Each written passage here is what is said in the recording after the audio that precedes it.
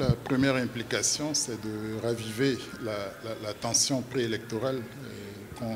C'est ce qu'on craignait le plus pour la Côte d'Ivoire. On croyait que les vieux démons avaient été exorcisés. Et il est étonnant qu'un vieux parti comme le PDCI se retrouve dans cette situation.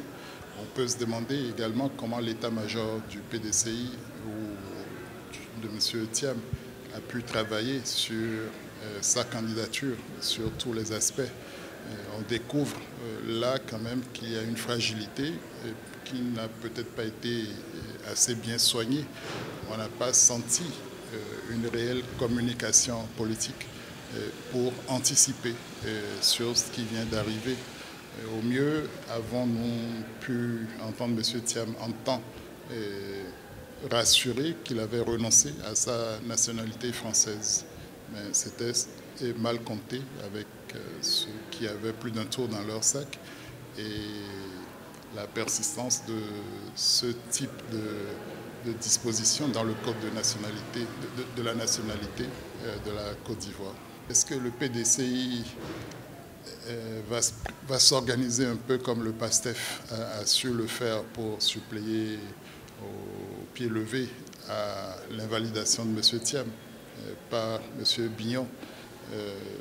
N'oublions pas que dans le cas du PASTEF, il y avait vraiment unité d'action, d'ambition pratiquement entre M.